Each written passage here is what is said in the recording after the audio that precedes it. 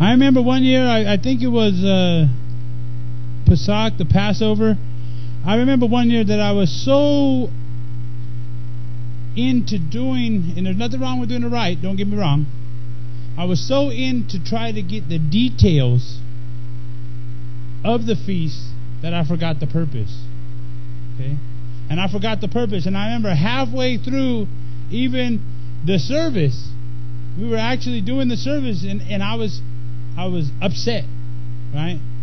Because I don't know if we're supposed to be doing this, we're supposed to be doing this. And so I get halfway through the service, I'm so upset in the inside, right?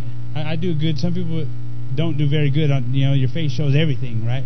And other people can hold it in, but inside, you know what I mean, eating them up. And that's the type of person I am, right? I can be eaten up inside and look on the outside like it's all right.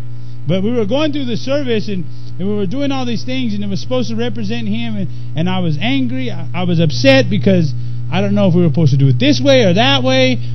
And about halfway or 3/4 way through the service, I realized it's like, wow, I'm doing this to the Creator, and I'm just going through the motion because I'm sitting here angry about everything. It's just a waste of time, right? And I was sitting there, and everything was still going on, and I said, you know what? Forgive me. I want to celebrate this. This is the time you called me to celebrate. You've called me to. It's a feast unto you, right? And forgive me, Forgive me for the way I've been acting, and for the I've seen it the wrong way. It's all about you. It's to represent you, and you are shalom, and you are love, and this is supposed to be a joyous time. I'm supposed to rejoice. I'm supposed to be rejoicing, right? Because it's the deliverance of my sin. And so it kind of reminded me that every time a feast comes up, and I like to get the details right, but I like to also understand the purpose. Okay, I like to understand, what does it represent? How is it going to help me in my everyday life? With that said, let's look at verse 1. It says, in the day of the festival of Shabuoth, or festival of weeks in some people's scriptures, had come, and they were all with one mind in one place. And suddenly there came a sound from the heaven as a rushing mighty wind, and it filled all the house where they were sitting. And there appeared to them divided tongues as of fire, and it settled on each of them. And they were all filled with the set-apart Spirit, and began to speak with other tongues as the Spirit gave them to speak. Now in Jerusalem there were dwelling Yahudim, dedicated men from every nation under heaven. And when this sound came to be, the crowd came together and were confused, because everyone heard them speak in their own language. And they were all amazed and marveled, saying to each other, look, are not all these who speak Galatians, or Galileans? How do we hear each one in our own language in which we were born? Okay, so even as Christians, we used to celebrate this, and I celebrated it a couple different times. We didn't celebrate any of the other ones, but for this one, because we called it Pentecost, so we thought, well, that's where we get the Spirit, right? So, and I've been a lot of different times in a lot of different places, and so you read this and you say, okay, well, this is how it happened. And I remember one place I went to, and it's not, you shouldn't do that, and it was kind of fake, but now that I look at it, it was funny. You know what I mean? That when we were all together praying, they actually played music of wind blowing in the background, like the Spirit was coming, right? And I mean, so you see in all these things, right? And you're like, and I remember coming together, and we're like, okay, we're going to get the Spirit, and the Spirit's going to come, and the Spirit's going to fill us, and we're going to be filled, and we're going to go out, we're going to raise the dead, and I was excited, and there's nothing wrong with all that, okay? But I didn't really have a full understanding, right, of what it was talking about, okay? And it says, but they were in one place, in one mind. So some of us even now will look at it and say, okay, we got to be in what place? What place is it? Oh, I don't know if that's the right place. If that's not the right place, it's not going to come. It's not going to happen because of this and that, right? There's not a secret formula. And we like, as us in the flesh, like things to be a certain way. If I do this, then this happens, and this happens, and this happens, right? So if I'm here, then we do this, then we do this, then we do this, then this happens, yay, then I get it, then I do this, then I do this, right? So it doesn't always work that way, okay? I'm not talking about Yahuwah's instructions, right? We were always to follow them. But I'm saying is in the feast. Okay? Let's look at, I'll explain it a little bit more when we go to chapter 1. Let's go to chapter 1. Same book, Acts chapter 1.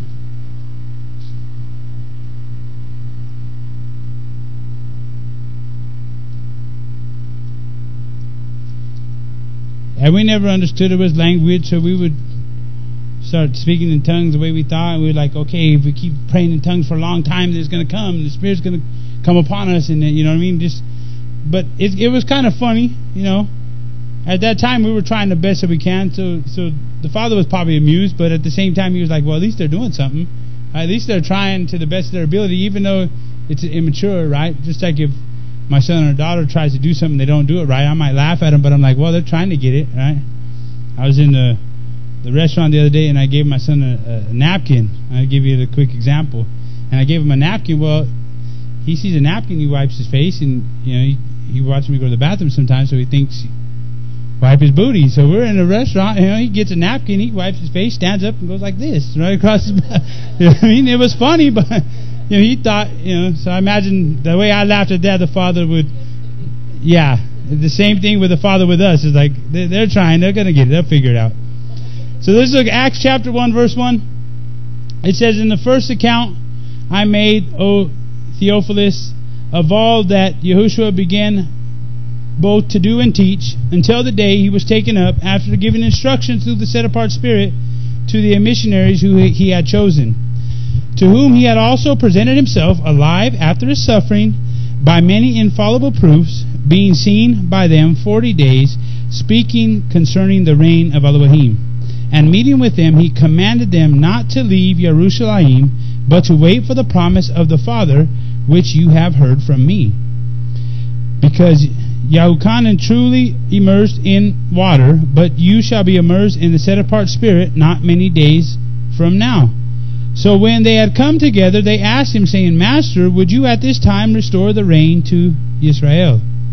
And he said to them, It is not for you to know the times nor the seasons which the Father has put in his own authority, but you shall receive power when the set-apart Spirit has come upon you, and you shall be my witness in Yerushalayim, in all Yehuda, in Shamaron, and to the ends of the earth.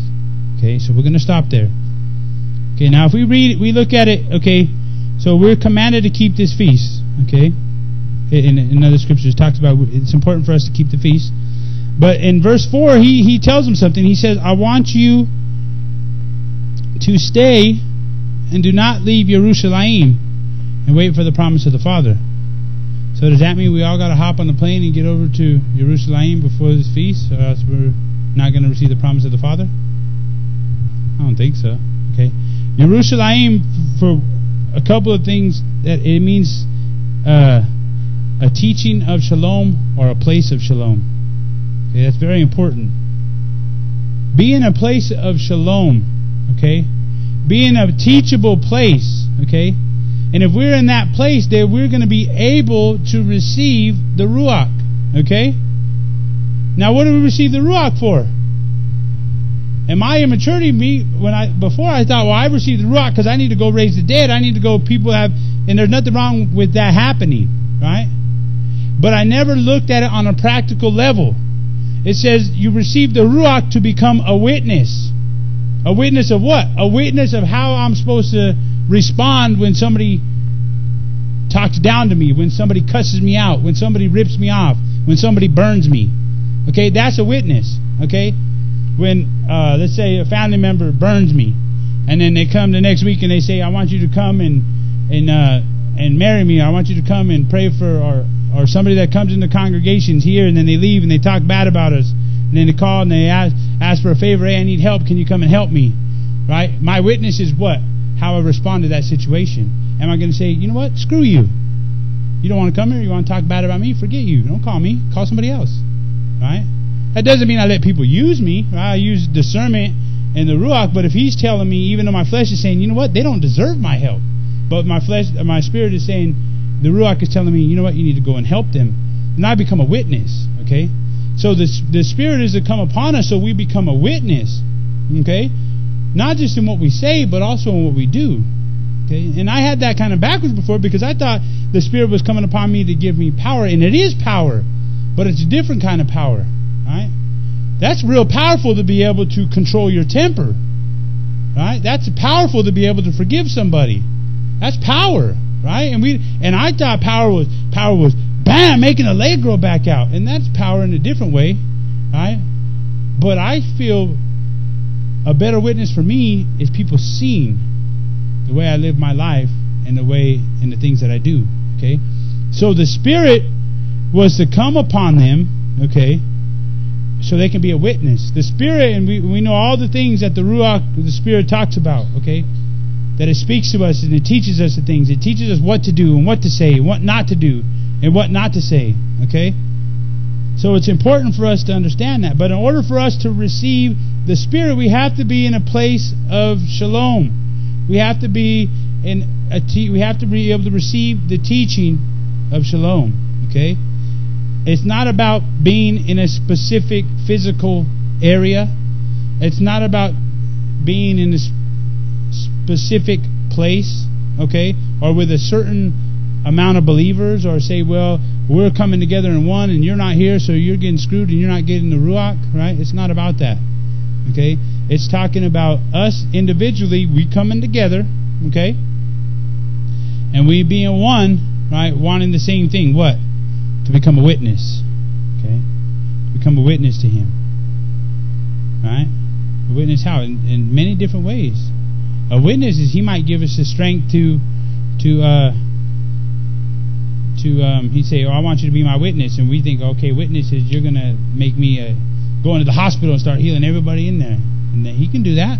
But what if He wants you to be a witness to deal with the circumstance of losing a child or something, so that you can show other people how to still trust in Yahuwah even after that's happened? Right? Nobody likes that witness, but that's sometimes what He's called us to do, right? Different things, different areas. So we have to understand it, because when we look at it in a childlike manner, we think, well, you give me this and I'm going to be able to do great and wonderful things, right? He gives us strength for whatever He chooses, right? He gives us strength for whatever He chooses to use that strength for, okay? And the strength might be because He's going to put us through something so we can be a witness to Him, to those people, by seeing how we respond to that situation, to that circumstance, okay? So that's what it's talking about here. And this feast is a recognition, it's a completion of a harvest, okay? And it's hard for us in the Western mindset to understand, because we don't really do a lot of farming and stuff, right? We go to the store and buy our food, okay? But He uses the examples of the farming, of the rain, of the harvest, of the crop, of the fruit, to teach us a spiritual thing. So let's try to look into it a little bit. Let's look at Exodus chapter 23. With that in mind, we remember that we receive, if we're in that place, right, we stay in that place, because He told them to stay. What does that mean? To remain, to abide there. Stay in shalom, right? Stay in the Ruach, that He can feel you and that you could be His witness, okay? Exodus chapter 23, verse 16.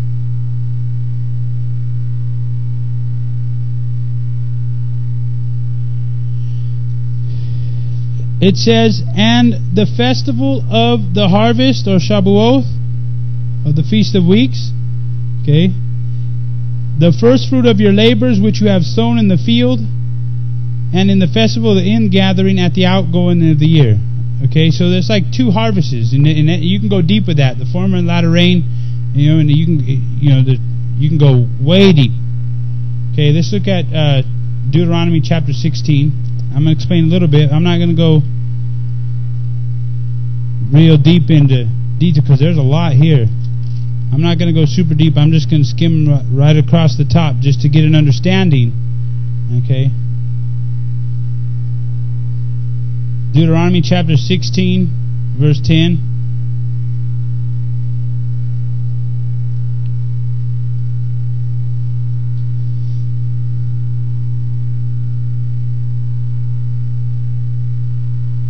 It says, and you shall perform the festival of Shabuoth to Yahuwah your Elohim according to the voluntary offering from your hand, which you give as Yahuwah your Elohim prospers you.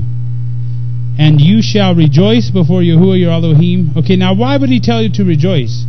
Because see, if we were growing our food, it would be a harvest for us, okay? We would be rejoicing. Why? Because I have a way to feed my family.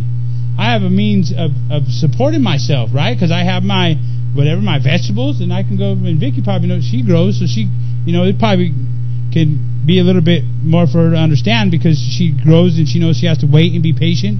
Just like on the spiritual sense, is the same way. We grow, you have to continue to work. She has to work the ground, get the bugs out, get the weeds out, right? Same thing with our lives. Get the bugs out, get the weeds out, be patient. Okay, so he said this is a time of rejoicing, because why? Because there's a harvest. There's a physical harvest, but also there's a spiritual harvest, right?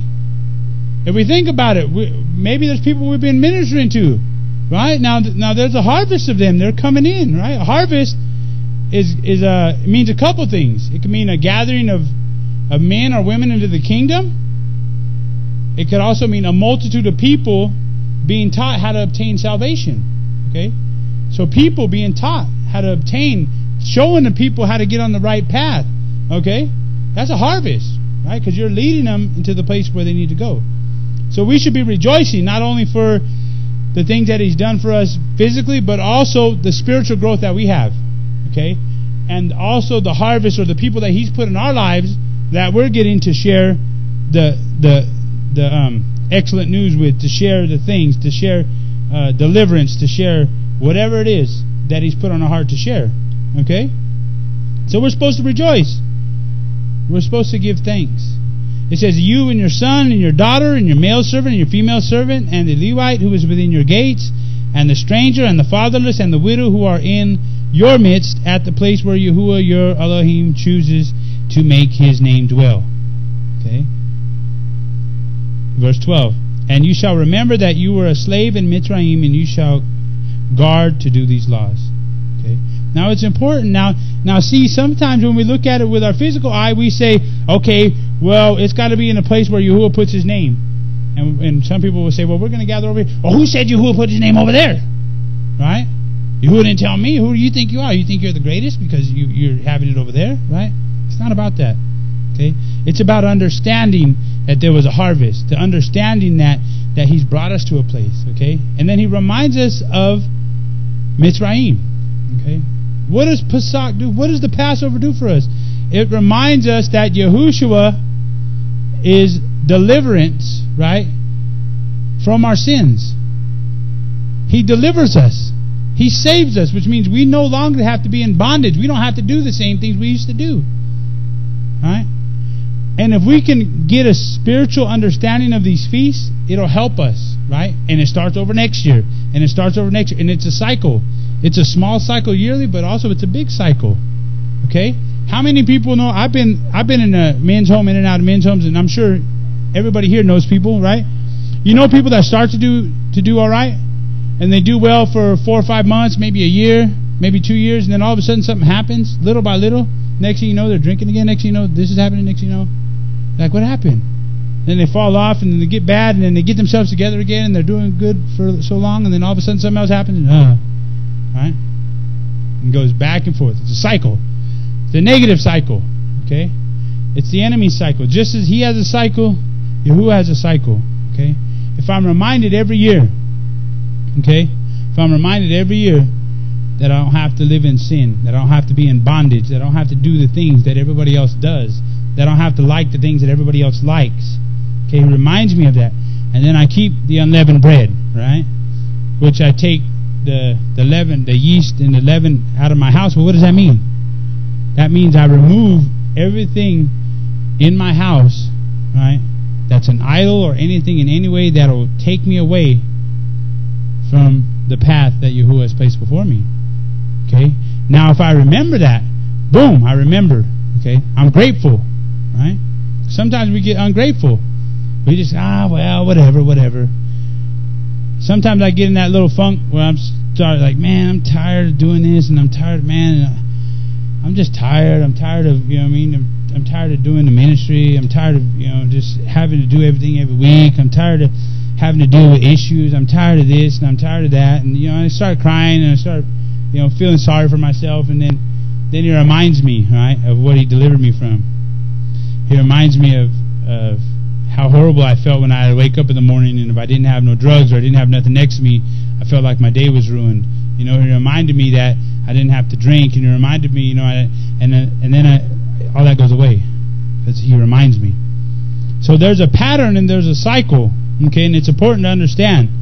Okay, so we have the pattern, we have the forgiveness of sins through Yahushua, the deliverance of sins, and then we remove the leaven from our house, remove the leaven from us, remove the leaven from around us, we clean our environment, we change our friends, we hang out with different people, right? It's practical, okay? Sometimes we just look at it too deep. It's practical. It changed my friends. I change the people, I change all the influence, all the evil around me. I get rid of it. I start hanging out with other people. I start doing other things. Okay, now here comes this feast, right? What is it? It's the Feast of Weeks. It's the harvest. It's the end of the harvest. And what does He do? He fills me up. What does He fill me up for? To finish. Right? He fills me up so I can finish the rest of the year off strong, so I can get to the last harvest, right? And what's the last harvest? Is when we're with Yahuwah, right? When we live with Him, when we dwell with Him forever, looking at a big picture, right? But what is it on the here and now? Is to get us through the rest of the year, for us to be a witness, okay? Where the Spirit comes in and fills us and gives us the strength that we need to finish this off, right? Summer's the hardest part of the year, right? We work hard, right? If you have something planted in the summer and you're working it, you know what I mean, or getting ready for the harvest in the fall, the summer is the time when you're sweating. Anything you do is hot, right? So in the spiritual sense, the same thing, right? We need that extra boost. We need that infilling of the Spirit to get us through that hard time, which is the summer, and to make it to the next harvest, okay? It's like a revelation to make it from place to place to place. Okay, so it's important for us. If we don't get this, if we don't catch this, we miss this one, then it makes it hard for us, okay? We struggle. We can struggle through it. Let's look at this scripture in Deuteronomy chapter 10. No, let's go to Matthew chapter 9 first. Excuse me. Matthew 9.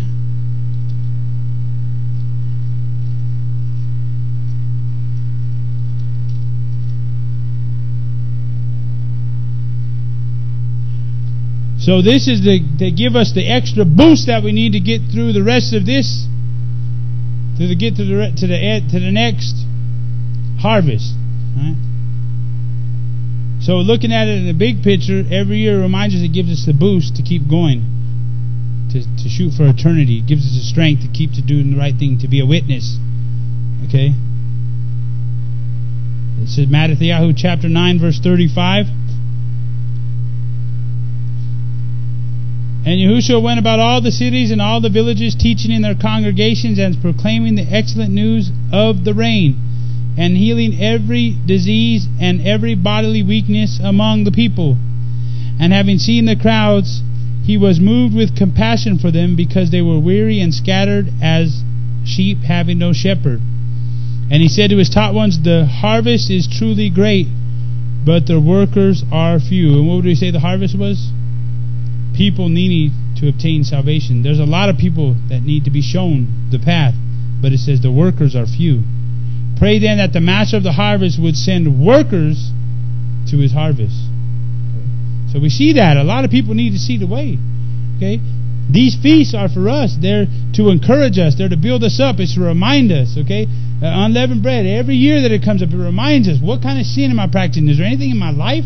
Is there anything in my house? Is there certain people I'm doing? Am I still, what is going on with me? Is there something I need to remove? Right? Sin. We look at the sin with the Passover. Is there sin in my life? And if not, if there's not sin, we can look at it as an excellent thing, as a well thing. We can look at it and say, you know what? I don't do that no more. You know what? And I haven't been doing that for a long time. Wow, this is wonderful. Thank you. Thank you. You know what I mean? I can go somewhere. I can travel. I can leave an hour away from my dope man. Right? I couldn't go nowhere because the dope man couldn't be too far away. I was too scared to carry too much dope on the plane. Right? I carried too much dope on me, so I don't want to go to prison nowhere. But at the same time, I didn't want to run out, so I was stuck. I was in bondage, And I had to be close to Him to where I can get to Him at all times. I don't have to do that no more. Okay, so that's something to look forward to. That's something to be thankful for. Okay? So it's a reminder, okay? And it keeps us on track year by year by year, and then also for the big picture of through this life into spending eternity with Him. Okay? Let's look at the book of Yehuchanan, John chapter 4.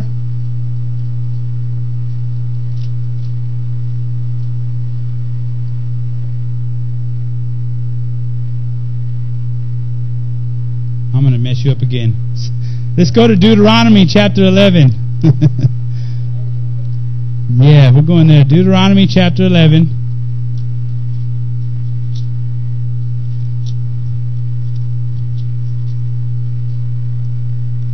I don't want to get ahead of myself here. Deuteronomy chapter 11, verse 10. So we're talking about a harvest, okay? And a harvest is something that, like plants, vegetables, something we grow, something that sustains us, right? Let's look at chapter 11, verse 10 of Deuteronomy. For the land which you are going in to possess is not like the land of Mitzrayim, from which you came, where you sowed your seed and watered it by foot as a vegetable garden. But the land in which you are passing over to possess is a land of hills and valleys, which drinks water from the rain of the Shemaim, a land which Yahuwah your Elohim looks after. The eyes of Yahuwah your Elohim are always on it, from the beginning of the year to the latter of the year.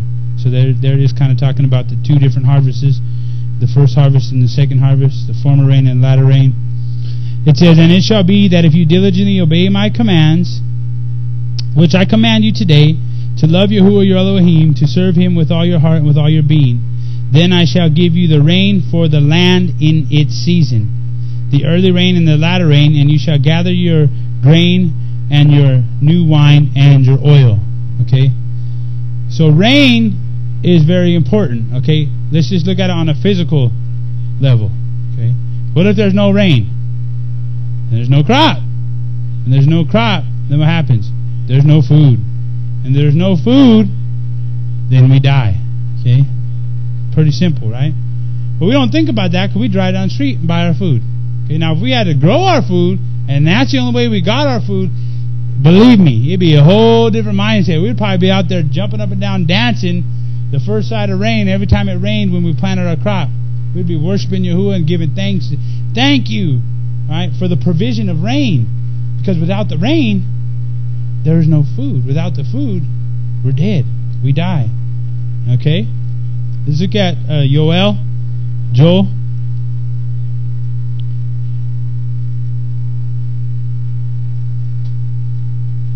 chapter 2.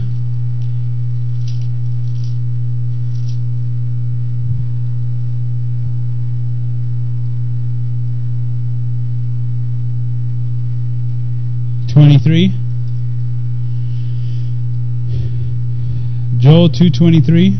Joel.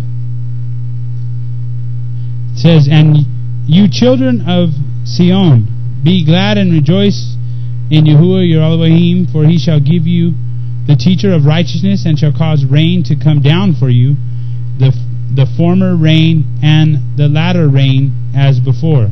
Okay? There is no harvest without the rain. Okay? Physically, on a physical level. Let's turn to Deuteronomy chapter 32. Devarim 32.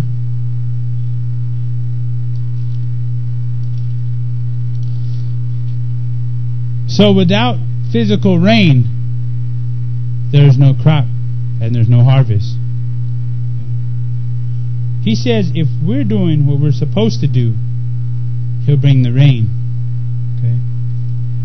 You say, well, what does it matter to us? Because we don't grow no food, right? This will explain the whole thing right here. Deuteronomy, Devarim chapter 32. We're going to read verse 1 and 2.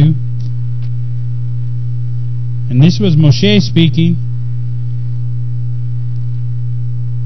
And he was speaking, but he was talking about it, he was not promoting himself. He was saying that Yahuwah gives him and he speaks it. It says, "Give ear, O Shemaim, and let me speak, and hear, O earth, the words of my mouth. Let my instruction fall as rain," or teaching. "My speech drop down as dew, as fine rain on the tender plants, as showers on the grass." Okay, so that's an important scripture there, because it says, "Let my instruction," or in other places it says, "Let my revelation fall as the rain."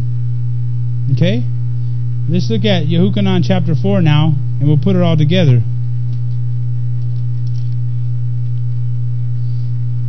Let my revelation fall as the rain. Revelation is like a teaching or an instruction. John chapter 4, verse 31. Yehuchanan.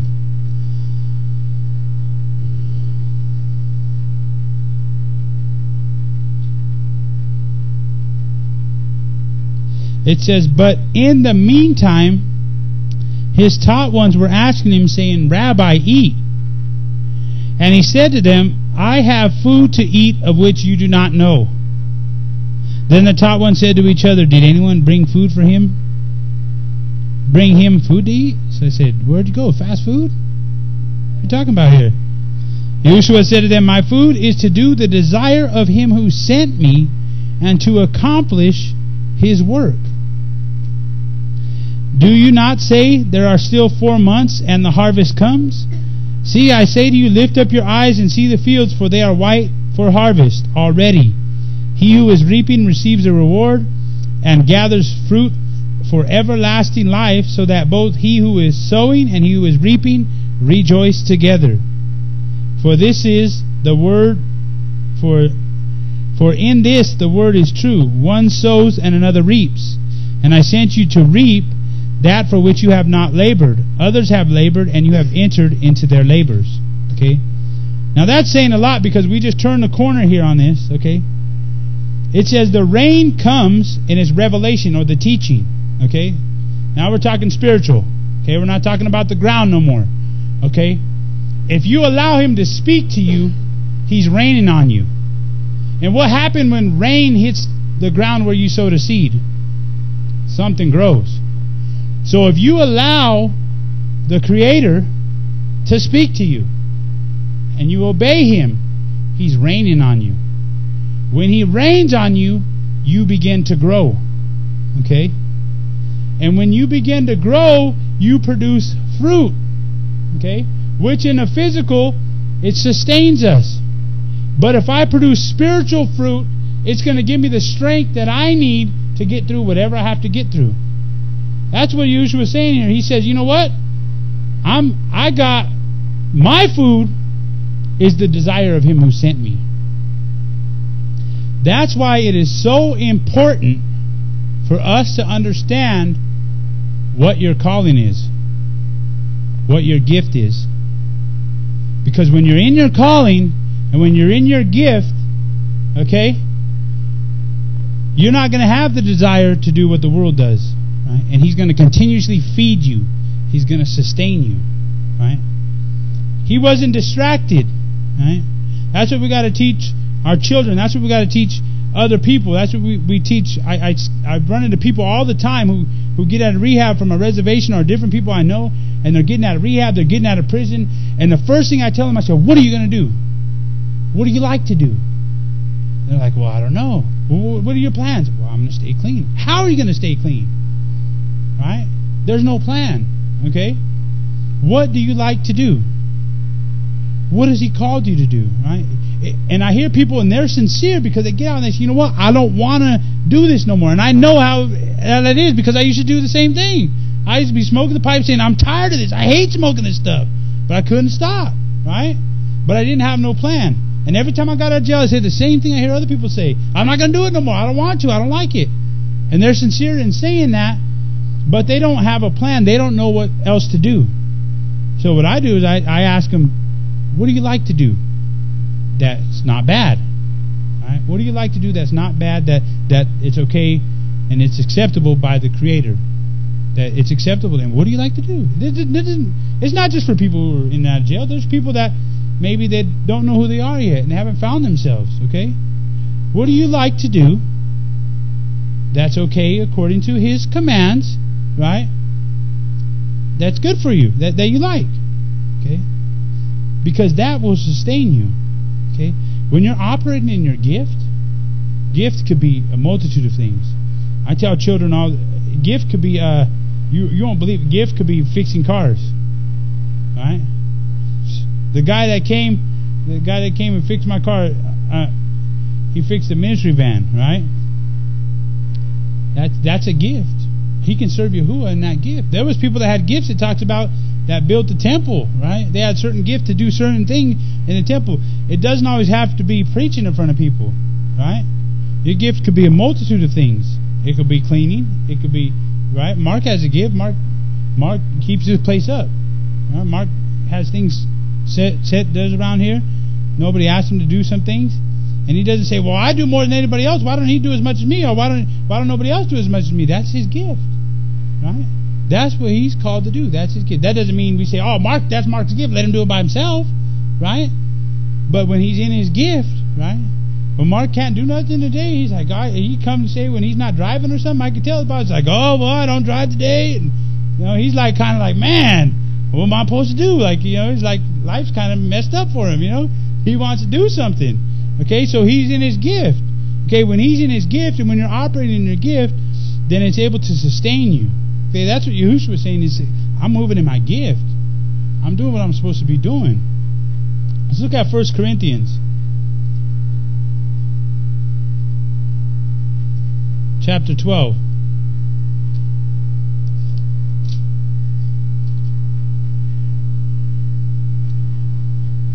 See, when I'm operating in my gift, or you're operating in your gift, okay, then you're able to stay in that place, okay, and then you're able to. It's going to help you to line up to these feasts better, okay. It's going to help you line up and understand. So this feast, Shabuoth, is where the Spirit wants to fill us for a purpose to be His witness, okay, and that witness could be, like I said, by the way we live. It could be with our words, right? It's not just, okay, a witness, it's only by the way I live and I never have to speak nothing. No, sometimes you have to speak something. Right? Or some people are called to speak more than others. But we're all called to speak. Okay? So with that said, let's kind of glance at the gifts, because Yahushua said the thing that sustains him, the thing that keeps him going, is doing the desire of Yahuwah. Right? That's what the Son said. If I do the desire of my Father, that's feeding me. That's giving me life. Right? That's what food is supposed to do for us, give us life. So when He rains on us, when He gives us instruction, if we reject it, then what happens? We're sucked up, right? We don't have, our muscles aren't strong, our bodies get weak spiritually, right? We're dragging through like, they did this, this is falling apart, nothing works, everything around me, right? Because I'm not being sustained by nothing. I have no spiritual food, right? I'm being destroyed. The enemy's beating me up, destroying me constantly. 1 Corinthians chapter 12, verse 4. And there are different kinds of gifts, but the same Spirit, or Ruach. There are different kinds of services, but the same Master. There are different kinds of workings, but it is the same Elohim who is working in all. And to each one is given a manifestation of the Spirit for profiting. Okay? So, each of us is given a manifestation. Now, this is important for us to understand, not only for you, but for someone else. We have different gifts. Okay? You have to understand that. And sometimes, unknowingly, because we're doing certain things a certain way, and the Father revealed to us and gave us a certain type of gift or a certain type of service, that we feel that if somebody's not doing the same service that we're doing, there's something wrong with them, right? Or there's wicked, or they're not doing the right thing. Okay, if you have a desire and He's having you do something, then you just do it. It don't matter if anybody else is doing it or not. And I'll give you an example. When we came into the name, and and we started meeting other people, right? A lot of people didn't like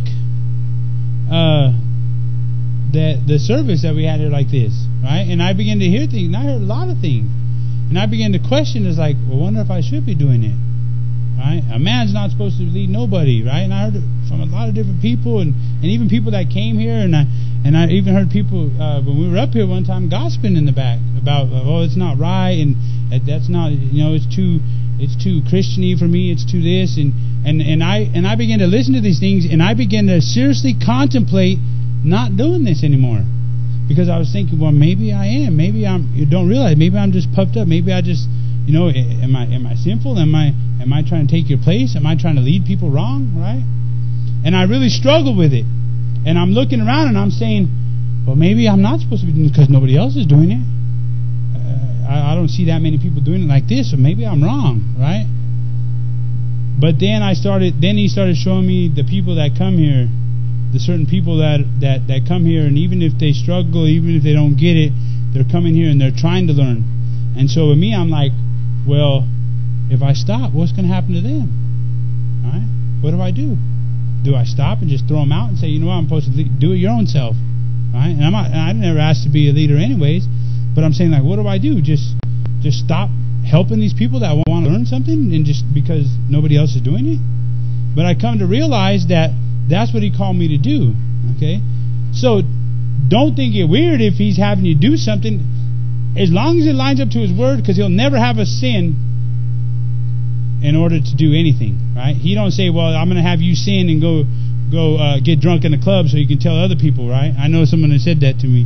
Somebody pretty close to me. They're like, well, I believe, because he was in a relationship with a woman and they weren't married, and he knew he wasn't supposed to be, and he said, well, I believe he's using me to tell her about him. No way, right? He's going to have you sin so you can help another sinner? It doesn't work that way, okay?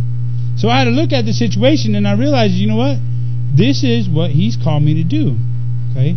And I'm going to continue to do that, okay? Now, that might not have been on everybody else's heart, right? And I don't have to go, and it didn't give me place to go to everybody else and say, you're not doing it like I'm doing, so you're screwed up and you're messed up, right?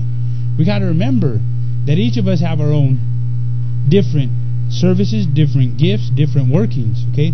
So when I'm doing my thing, that's sustaining me. Now, what if I would have stopped? I'm just using me as an example. What if I would have stopped? Okay? I wouldn't probably be here today. Okay? Because of this ministry, 3 days out of the week, I'm here, which is cool, right? It doesn't mean it's the only thing I can do, but I'm a new father. Okay? What if me having 2 children and then this ministry stopping, that consumed me? I didn't know how to manage my time to make sure that I had time to read the Word. So this helps me in my life, right? It helps me. Okay, it helps me as I get to prepare, and he's placed me here to teach. It also teaches me. Okay, it keeps me in line. So when I'm in my gift or I'm in my calling, I'm doing what I've called to do, right? Then that's sustaining me. Okay, I'm able to help other people. I'm able to see other people come through. I've had so many people come through here, and they don't even realize it. Just coming through here, just seeing their face, or coming through here and saying something, and me hearing them teaches me. Right? We can learn from anywhere. I learned from somebody who doesn't even believe in the name the other day. Right? Last week he was talking to me. Now that doesn't mean I'm going to start following him, listening to everything he says. But he was a father, and he has 5 children, and he gave me some advice on how to be able to find time to read my Word. Practical advice, and it was something great. And I said, you know what? I'm going to take that. I said, thank you. I appreciate that, because he has experience in something that I don't. He's raised 5 children, and he's went through it. So he says, you know what? Let me give you a little something that I do. Right? Now, what could I have said? You know what? You don't believe in Yahuwah, so you can't tell me nothing. Right? Shut up, dude. Right? So we have to understand that. Don't let nobody discourage you. And a lot of times, I don't think people do it on purpose. Right? I think it's just people are zealous, right? I mean, I'm excited. If I'm doing my gift, I'm zealous, and I want you to do exactly the same thing I'm doing. No, I don't think they mean any harm by it. I don't think they mean to hurt. But I just think they're just zealous in their gift and not realizing that we do different things. Okay? So whatever it is on your heart, whatever He's called you to do, remember and keep doing that. Okay? Because what that's going to do is sustain you. It's going to keep you out of trouble. Okay? It's going to keep you out of trouble. Like, I remember when I first started, when I was in the men's home, and we had a youth on Friday night, you know, and I wasn't even teaching the youth then, but I was going. And when I started in the men's home, man, we had like 6 services a week, and I was glad, because you know what, that saved me. Because a lot of times I had thoughts going through my mind.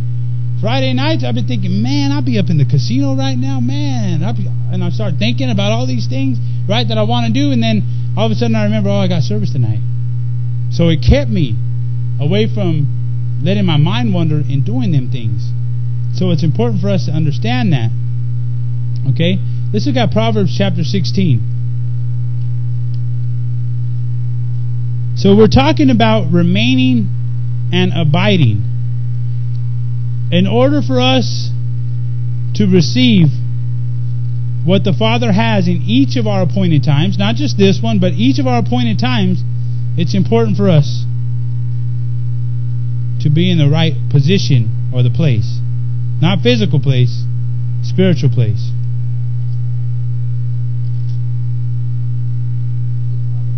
Proverbs chapter 16, verse 18. Remember, Yerushalayim means teaching of shalom, or a place of shalom. So this one says, before destruction comes pride, and before a fall, a haughty spirit. Okay. So if we're prideful, we can't be taught. Okay? So if we can't be taught, then we can't stay in that place of shalom. We can't stay in that spiritual Yerushalayim in our lives. So we're not going to be able to have access to the feeling of the Ruach. We're not going to be able to receive what we need to be able to continue to be a witness. Okay?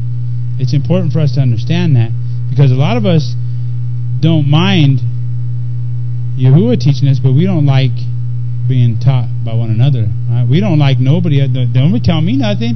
Right? Maybe it being because of our past relationships. Right?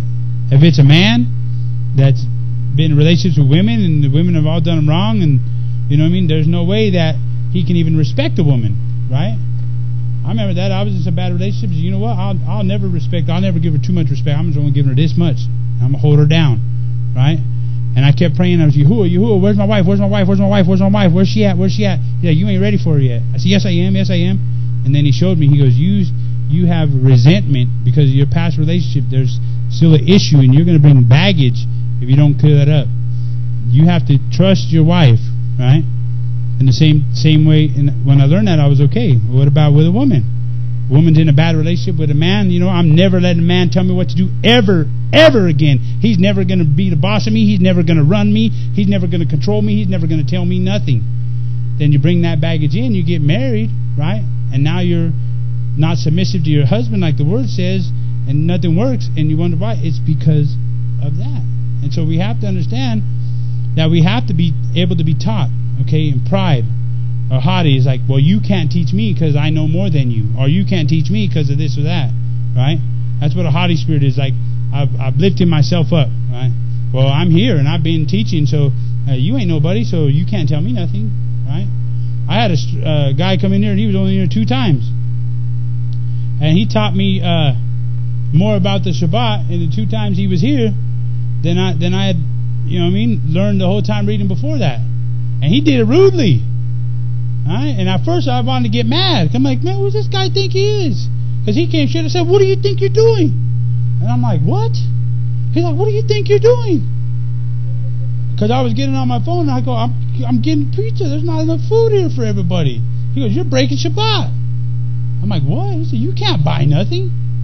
And as soon as he said that, I remember the scripture because I read it, and I'm thinking, I can't, right? But I could have said, who do you think you are, dude? You only been here 2 times. You're an old guy. You don't know nothing. Right? I've been doing this longer than you, and you weren't even saying the right name. So how you going to tell me something, right? I didn't say that. I just took it. He was right. I was wrong. So we go in the back. we're sitting back there, and the children are playing pool, and he comes over to me and he goes, "They're not supposed to be doing that." Just like that, almost like rudely, But it was a test for me, right? What was I going to do? Get prideful, or was I going to stay in a place of being taught? Was I going to allow him to teach me and show me something because it was of Yahuwah? I realized it after. But it was kind of the way he came about doing it, right? Now, if I have pride, what happens? I don't get that. I never get the revelation of Shabbat. I never get that. I never get that understanding of what he's asked me to do. Okay? Was it rude? Yeah, it was. 90. Everybody would have thought it would have been rude. I guarantee you, if it happened to you, you would have had to fight your flesh. Because he just brought the word and just threw it right in front of me. He was like, "What does that say? They're not supposed to be doing that." You know what I mean? I'm like, what in the heck's wrong with this dude? You know what I mean? He's all up in my stuff, And I'm looking at him like, all right, I see him. Okay, yeah, you're right, I'm like, hey, you guys stop playing. He's like, well, why? I'll tell you later. But you know what I mean? But it's important, we have to remember that, because it doesn't always come the way we expect it to come. Right? It doesn't always come. I mean, yeah, it's wonderful to hear, and I like when he speaks to me directly. Right? And it's easier that way. But sometimes he speaks to us through other people. Okay? And he can teach you through other people, even unbelievers. So it's important for us to understand that. We have to stay in that place. Okay? Find out what he's called you to do, what your calling is, what your place is, and that becomes the food, the spiritual food that sustains you. Okay? That's what keeps you going. Okay? And as it keeps you going, then you're able to line up and you're ready for all these things. It's encouraging. Right? I never knew. My thinking was, this is who I am in my flesh. If you don't get it, that's your own fault for being stupid. All right? That's the way I thought. Right? I don't want to be able to teach nobody. If you don't get it, then you're stupid. It's your own fault. All right? Should have learned. Ain't my place to teach you. Right? I don't want the responsibility. I don't want to deal with it. Your problem. All right? I do my own stuff. You do your own stuff. All right? If you don't get it, oh well. It's none of my problem. That's the way my flesh mentality is. I don't want to deal with people. I want to do my own little thing. You know what I mean? I don't want to try to teach people. I don't want to even deal with none of that stuff. All right? And then when I was forced into doing it, because I was tricked into doing it, right? But he knew that that's what I was supposed to do, right? And he tricked me. But I'm glad he did, right? And you got to be smart. He would come up to me. First 2 times I got him, because he came up to me and he's like, "Hey brother, I was wondering if you wanted to share." Nope, gone. I'm just out. I'm gone. I was obedient to everything he said, but as soon as he said, "Hey, I want you to come share," I was, nope, and I just left. No, there was no discussion. I just, nope, I'm gone. Boom. 2 times I did that to him. So the 3rd time, he comes up to me and he was like, "Hey brother, I'm gonna have a couple of the girls share their testimony." And I was like, okay. And I'm thinking, all right. And he goes, and you are too. And he walked away from me. I'm thinking, hold on a second. Come back here, right? And then guess what he did even before that? He goes and tells the girls, right? And so as soon as they walk off, the girls come up and say, "Oh, we're all going to share our testimony together, and you too." And me as a man, it got me like, oh, the girls come up to me. So he worked me. He got me double, because I'm thinking, man, they're up here now. I'm going to coward out, and these girls are going to do it. And I'm a man. I'm not supposed to be a coward. Yeah, and so it was like he tricked me, right? But it wasn't in a bad way. It wasn't. But he got me to where he was like, and I'm thinking like, oh, I can't do it now. So I got up there, and after I started doing it, at first I was uncomfortable, right? I didn't like it. I still don't listen to myself. I don't know what it is, but I think I'll be too critical. I won't listen to my own messages. And Eliyahu, he always tells me, he's like, listen to yourself, brother. You need to. It'll help you to make it better the next time. But I can't come to do it. But after a while, more and more and more, and I got comfortable. Now I can say, like, what would I do if I wasn't doing that? I probably wouldn't be where I am. I probably have failed, right? Because I would have found something else to occupy my time. I wouldn't have had all this thing to occupy my time to keep me close to Him, right? So that's the same thing, and it could be something small, okay? It could be something small, something big, whatever He's telling you to do, to keep doing it, and that's going to sustain you, okay? So I just wanted to share that with you, okay, so that you're ready. and understand that the feasts are for us. They're to keep us in Him. They're to protect us. They're reminders. Okay, they're reminders to see where we are. To see where we are with Him. And even if I missed Pesach, or I missed this, or this is the first time I'm here, it's an opportunity. It's not just during the feast, but He set them up specifically to remind us. It's an opportunity for us to be able to hear Him, for us to speak to, and for Him to fill us with His Spirit in order to deal with this world. It's hard, right? This world is difficult, and it's falling apart more and more every day, and it's not going to get any easier. Okay? He's given us something to sustain us. Before, we used to think, if I say this prayer, that I'm never going to have to deal with anything again, and that's a lie. It doesn't happen that way. If I walk with Him, He gives me the strength to deal with whatever situation and circumstance I have to deal with, and there's going to be them all the time. Until we leave here, it's going to be things to deal with. Okay? So just try to get to that place, okay? Get to that place of contentment, okay? Where you're content in Him, where you're able to hear Him, where that He can feel you, and you can be His witness. Okay? It's important for that, for you, for us. If you don't know what your purpose is, the way you serve, what you're called to do, then pray and ask Him. Okay? There's many ways for you to serve Him. Okay? Some people just give. I have people that gave to the youth ministry for years when we were, or to the ministry we were there. They just gave. Nobody asked them to give. They barely came maybe 3 or 4 times, and that's their gift, is giving. Right? They call for prayer every now and again, some of them, but that's their gift.